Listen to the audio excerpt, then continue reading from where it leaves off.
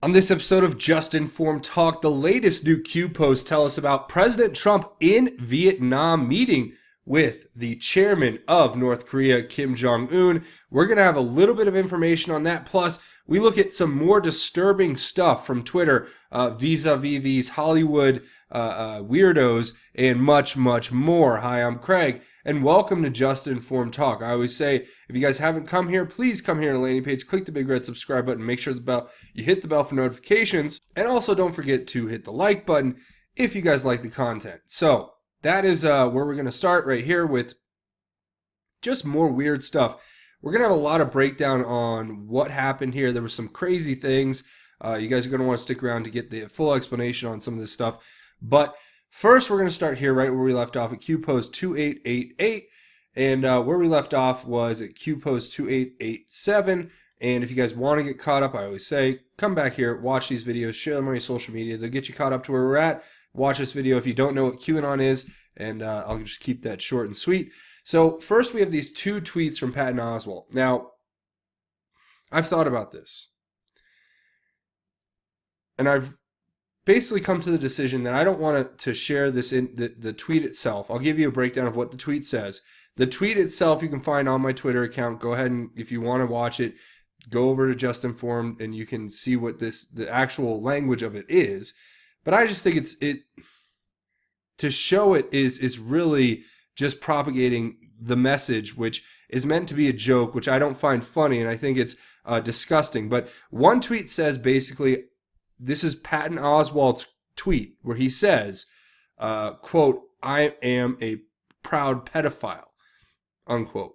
Now, there's another tweet that makes an insinuation about basically child molestation. And now both of these obviously are intended to be jokes, and I want to make that very clear. But I don't see the joke. I don't see what's funny. And to me, this humor is disturbing. And I think to most normal people, it should be disturbing, especially when it's coming from these men, middle-aged men, making these disturbing remarks about children and pedophilia. It's just disturbing. Okay, so with that, we'll just go ahead and read what Q has to say about these two tweets. And right here, you can see Q gives us the two tweets here, which I will link to if you guys want to read the actual verbiage of it. It's disturbing. I'm not going to propagate and forward that kind of disgusting, foul language, and I don't think it's funny. I don't think it's appropriate, and I'm not going to do it. So you guys can go find that information on your own, but I'm not going to put it up here on this channel. I refuse to do that. So Q says, who will be the next to fall post-Weinstein? Big name coming? Nobody is safe, dark to light. These people are sick. Q. So this is something that we've been kind of suspecting, especially with the last post where we went through these disturbing remarks from Bill Maher. And I can understand now, because the reason why Bill Maher was getting the treatment here is because you guys have seen this on the news, where Bill Maher has come out and was with Adam Schiff on his show, basically telling Adam Schiff he needs to go be on Hannity and to fight back, right? Which is great. What great advice. Bill Maher telling Adam Schiff to go on Hannity. I'd love to see Hannity pick him apart piece by piece, intellectually and factually. But regardless, this is what I think we're being pointed to, are these individuals who are these elites.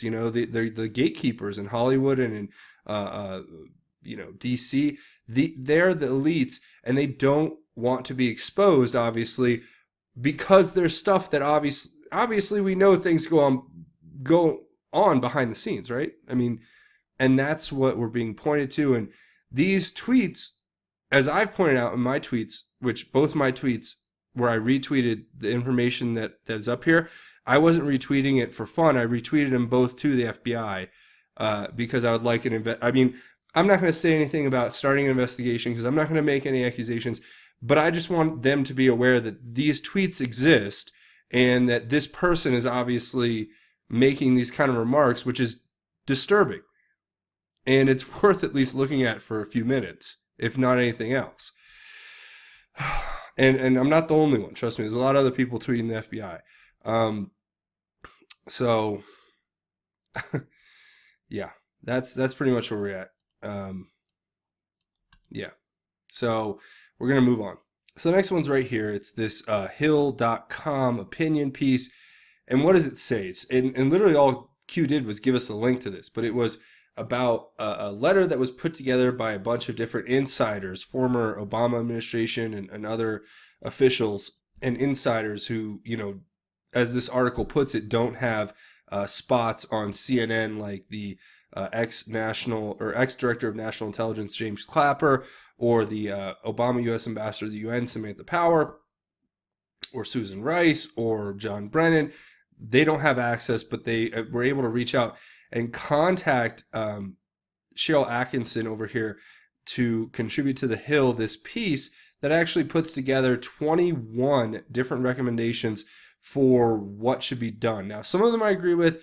Some of them I think I don't agree with. Let's just be quite frank. But I'll read them to you here. Here are the 21 recommendations. Review Foreign Intelligence Surveillance Act FISA transactions from the Obama administration. I agree. Assign hand-picked Inspector General investigators to conduct a broader review of the FBI's handling of the investigation into former Secretary of State Hillary Clinton's classified email. I agree. Review the FBI's conduct in the Russia investigation. Totally agree. Identify everyone in the Department of Justice, not through an organizational chart, but personally, who is closely associated with with departing Deputy Attorney General Rod Rosenstein. I totally agree. Ask Special Counsel Robert Mueller to promptly complete his report on Russian interference in the 2016 election. Totally agree. Declassify and release as much information as soon as possible, because if Donald Trump loses in 2020, all the dirt will never see the day of light. Could not agree more with that one. Review the leadership of the FBI and act as necessary to ensure that any and all procedures are in place to counter the corruption at the top under Comey, McCabe, and basically everyone else. Yes, totally agree. Vigorously prosecute any and all of those who may have violated the law in the upper echelon of the FBI. Chris Wray appears to be doing a good job, but FBI indictments are needed against any and all former FBI officials that undertook actions to undermine the proper role of the FBI in 2016 and 2017. Please, please, Peter Strzok, Lisa Page. Focus on the enforcement of immigration laws. It is essential, notwithstanding the political noise surrounding illegal immigration, the laws must be enforced and enforced vigorously as they pertain to illegal immigration. 100% agree. Review FISA and, as appropriate, ensure that the provisions set to expire in 2019 are extended. I mean, obviously you want to review FISA and reissuing the FISA is not the problem. The problem was the FISA abuse, because FISA is a necessary thing. So it says 11, more aggressively to ensure the First Step Act is implemented. Yes, that's the one that's helping people come out of prison who are of basically non-violent crimes, long-term sentences, helping them to reintegrate into society. It's a good program. Revisit Justice Department's cybersecurity policy as it pertains to backdoor cyber demands by law enforcement, i.e. iPhone, the San Bernardino Islamic extremist terror shooting, and the FBI demands on Apple. Those cyber backdoors, while understandably of high interest to the FBI, are awful for their American people and the security of their data, since adversaries will also use those same backdoor accesses. It is simply bad policy. To me at this point, it's kind of laughable to make this request, because we already know that most of the intelligence agencies can hack an iPhone without blinking. I mean, more or less like even thinking about it.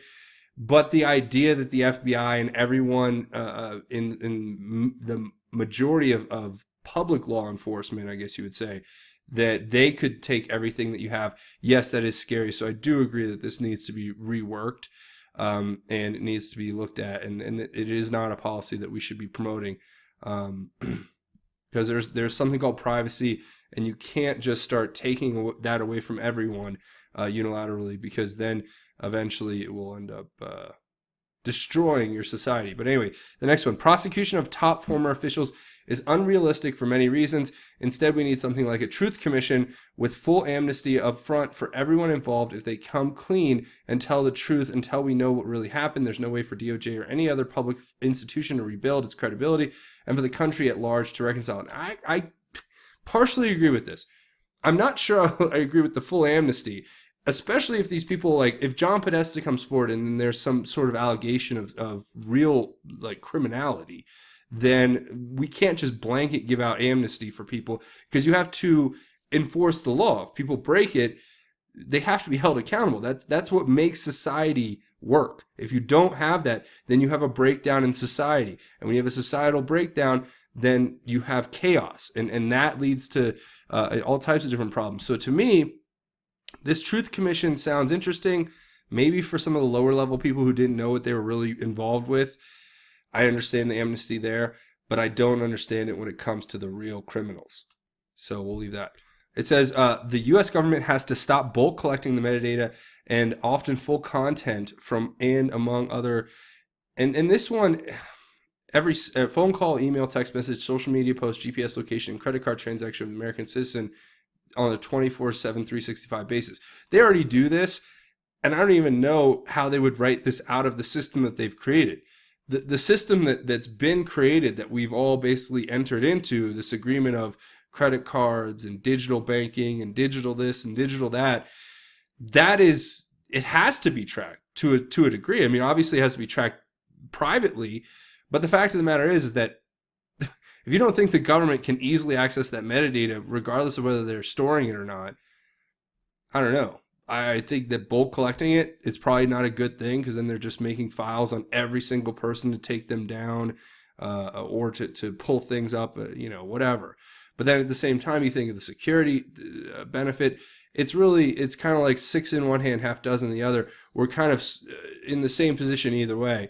And to me, I just think that if they actually made the effort to clean up some of these organizations and limit the access to this information to no one, basically, I don't know, and to not collect it would be a good idea. So it's an idea that I think I like, but is it realistic? I don't know. You guys will tell me.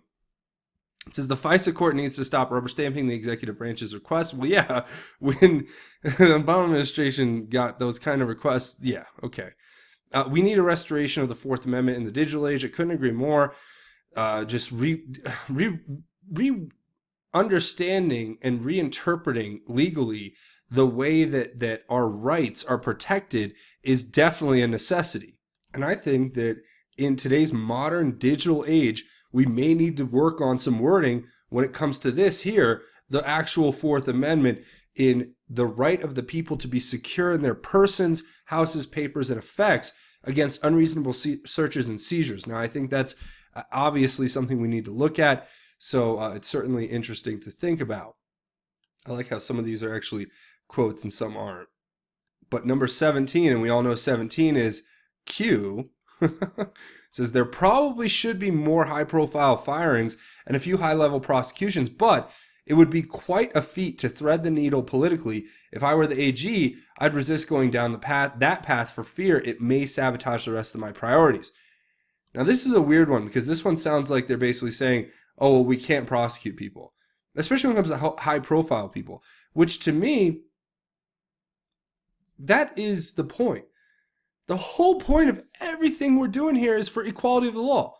So I don't understand why people are so averse, although I do understand the national security implications and how that could affect us globally and how it would weaken us, and it wouldn't be a positive step for that. But sometimes you have to go through these tough changes in order to become better, but there are people weighing these in think tanks in DC right now, I'm sure, getting paid a lot more than I am, which is fine. Doesn't mean it's not a reasonable concern. It says, through legitimate activity and correction of known problems, Barr should restore confidence of all Americans that DOJ consistently enforces justice for all, no multiple tiers of who gets prosecuted. Yeah, that would be a good start. Is an independent entity without a political agenda and does not violate any individual rights guaranteed by our Constitution. Well, those would be three things I think we should be doing no matter what.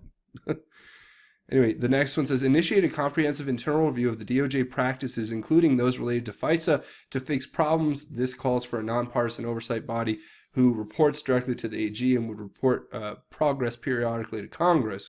And next it says, conclude the ongoing special counsel investigation and follow through on recommendations without any appearance of political bias.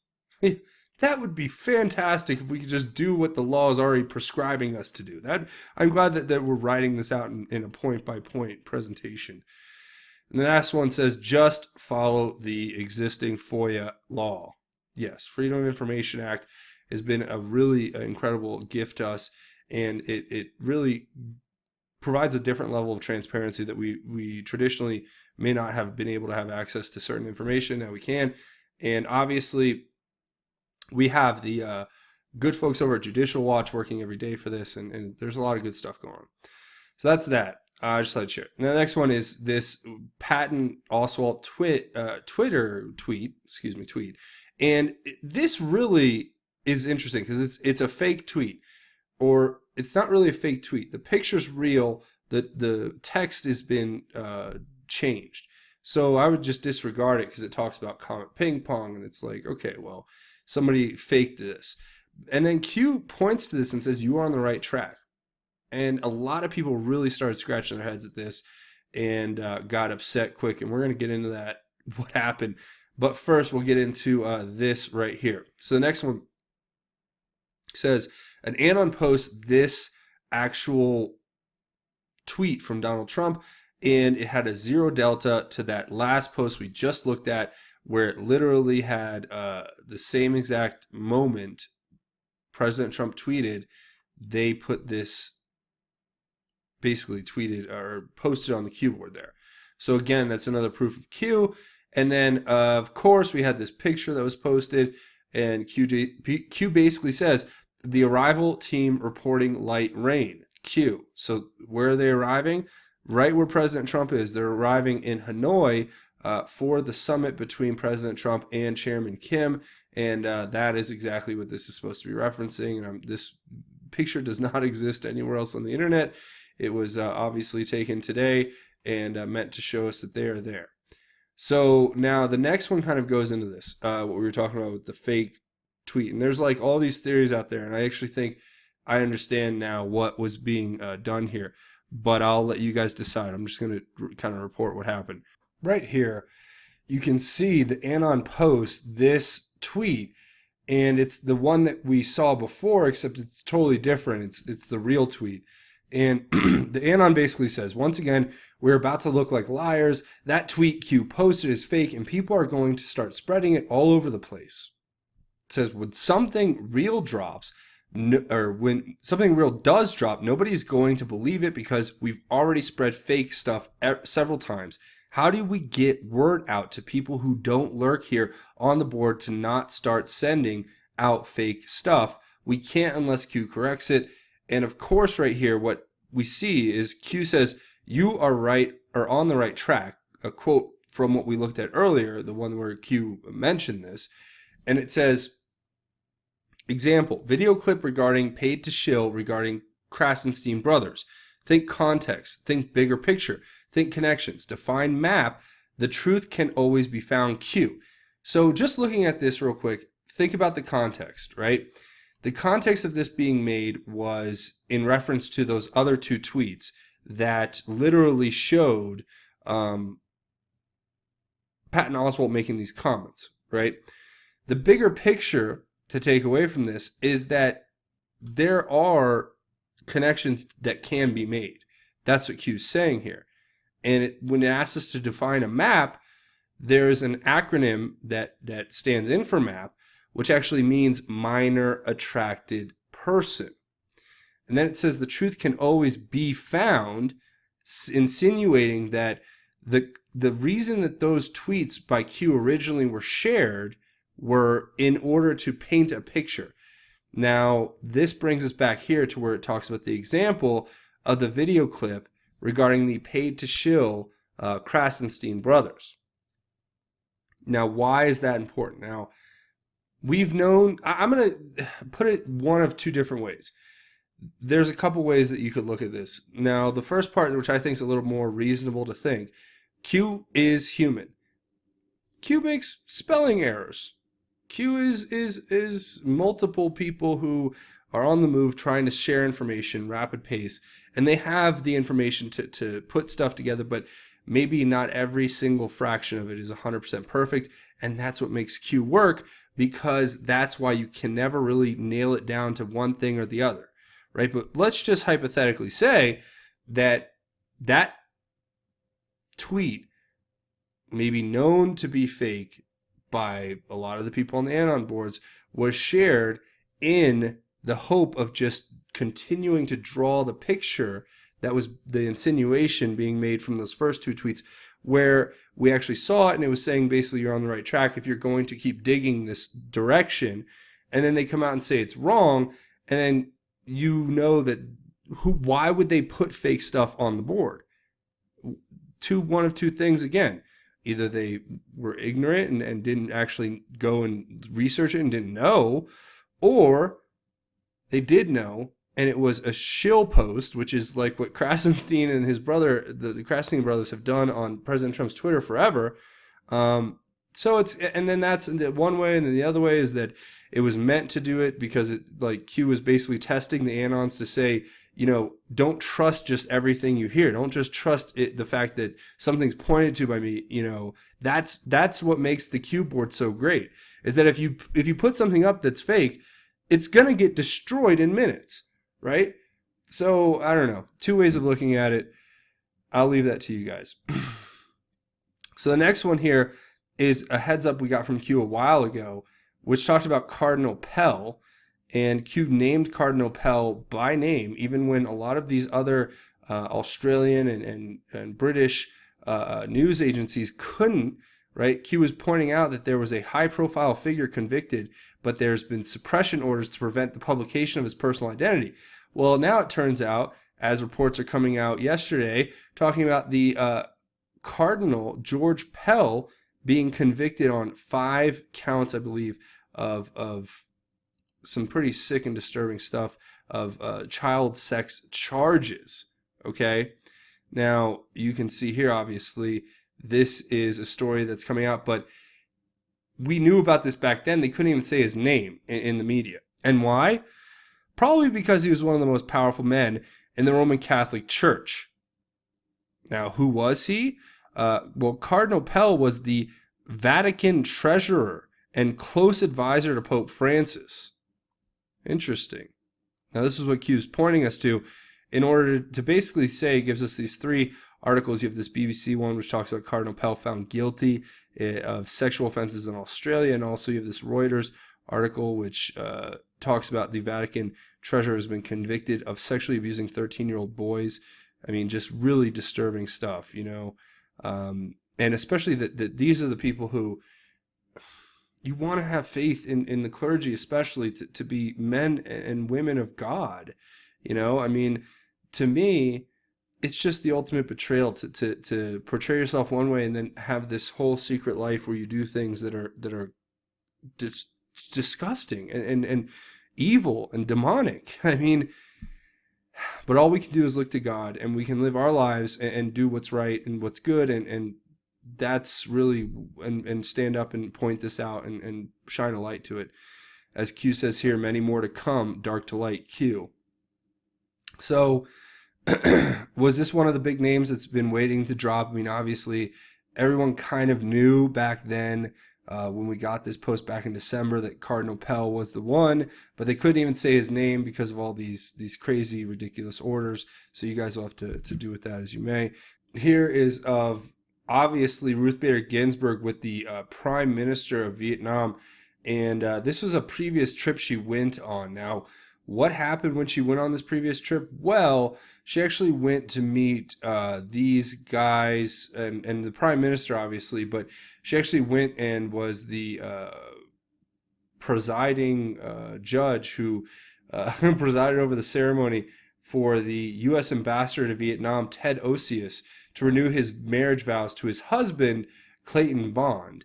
And obviously, that's an interesting thing to look at, especially when you put it in context with why Q would be showing us this picture now, especially being in Hanoi. What kind of information is going to be coming forward? Obviously, that same ambassador was this same gentleman who obviously resigned in protest of Trump. And you have to ask yourself, why would he resign? And Q always tells us to look at the resignations. So he basically resigned in protest of Trump after President Trump was elected.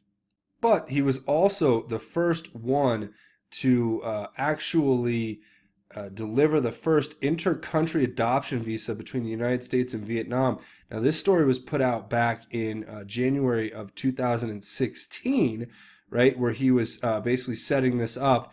And one of the Anons over on the other boards has like talked about some pretty crazy stuff where if you look, first of all, you have this big problem that's been emerging all the way up till now, where you have hundreds of human trafficking cases each year in Vietnam, and that's kind of from the official state website. So some of these numbers you really are, it's tough to know if they're really accurate because there's let's just put it this way, there's a lot of propaganda that's put out there.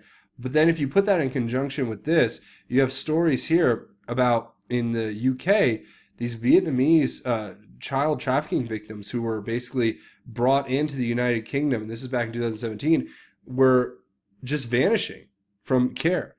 And there's just all these weird issues with what people have looked at and how they've connected the dots around these things. I'll leave it to you. There'll be links in the description if you guys want to kind of put your own thoughts together on it. I encourage you to go just read these articles and think about them in context of what we've been talking about here and what was shown to us. But I thought that was interesting. Now, the next one here is a very interesting other post because it is not only really a thoughtful thing to take into account where the Senate actually failed to pass this Born Alive bill, which, a lot of people have argued on both sides. So the fair I think, interpretation of the bill was that it basically was just reinforcing the fact that if you attempt to have an abortion, if you attempt to do one, and the fetus actually survives somehow, then and it's removed from the womb, basically that you have to do your best to keep it alive or to give it the same treatment you would give any other baby once it's left the womb, right? If it's still alive. And this was shot down, and it was obviously a point of controversy. Here's the actual article where it talks about how it was a 53 to 44 vote that ended up failing this bill, this Born Alive Abortion Survivors Protection Act. And it talks about the people who voted for it, the people who didn't vote for it. But there were some interesting comments made here at the end about what happened. I think Ben Sasse was the one who introduced this legislation. And he is quoted here at the end saying, "We've heard speech after speech after speech after speech that have nothing to do with what's actually in this bill, because a lot of the Democrats were arguing that this bill was a attack on women's rights, when in reality, in my opinion, looking at the facts, I mean, it was a bill for protecting life and reinforcing the fact that doctors are there to preserve life, not to take it, especially like fully born children." And there are people on both sides who have these crazy arguments. They say, "Oh, you know what they always do? They always take the exception and they make that the rule." So it's like, the one case out of 100 or 1,000 or 10,000 where there's this very, very random and difficult situation.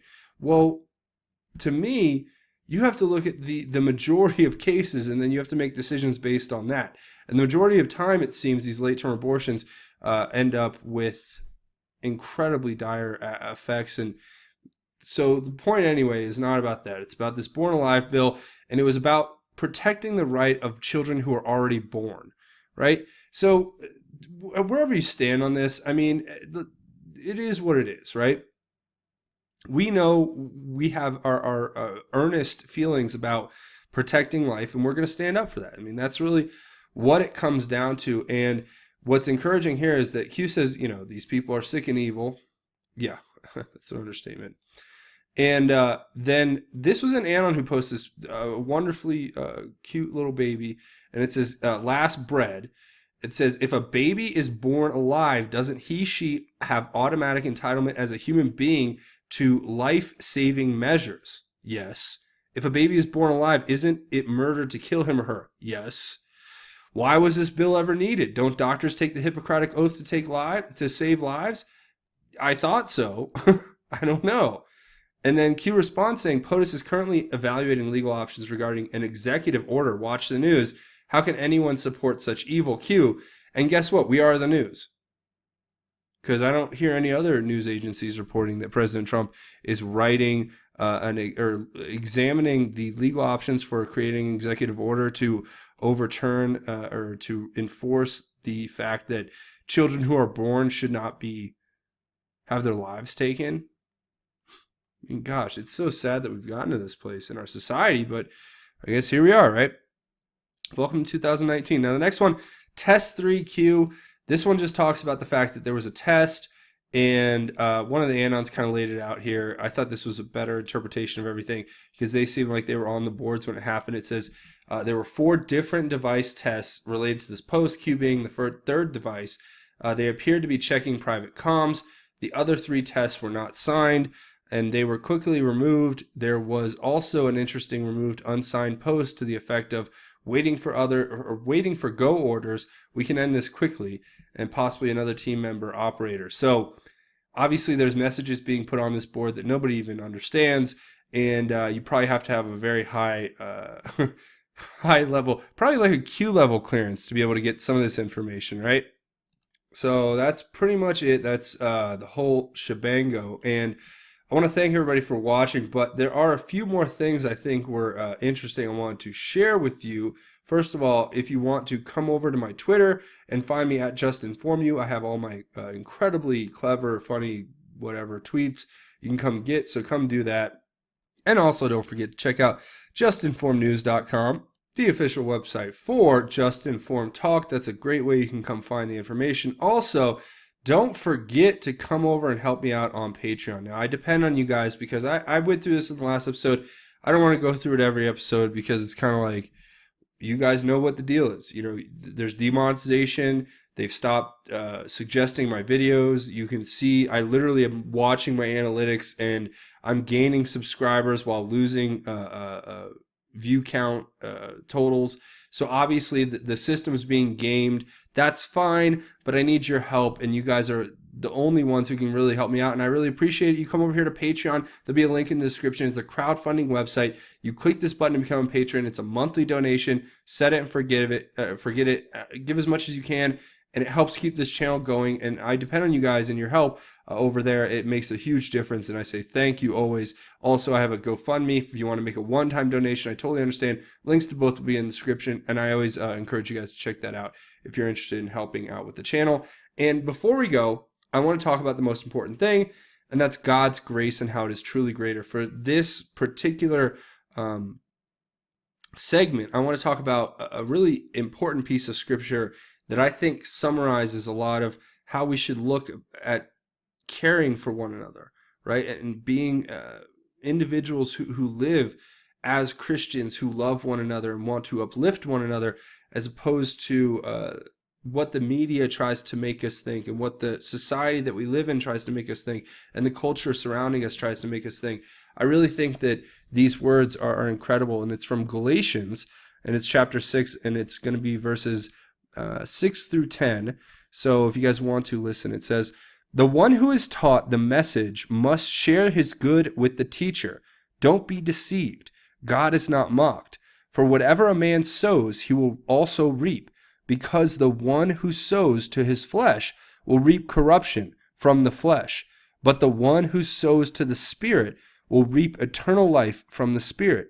So we must not get tired of doing good, for we will reap at the proper time if we don't give up.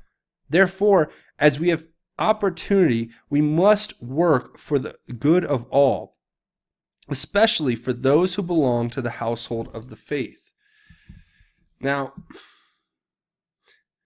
these words, I mean, I do this because I want to share God's word, but God's word is what keeps me going too. It's the way I live my life is by these words. And this is the story of sowing. You sow your seeds and you'll reap what you sow. And the one part in here that I just have to repeat, because this actual line, it reminds me so much of what we have to do. It says, so we must not get tired of doing good, for we will reap at the proper time if we don't give up. We will reap what we sow if we don't give up, if they press you, if they oppress you, if they put you down, right? They knock you down every day. You get called names, you get picked on, you get bullied because you have an opinion, because you're trying to share your faith, because you're trying to share your view of the world, and you're not a part of that clique of people who a lot of the times, are just misguided, right?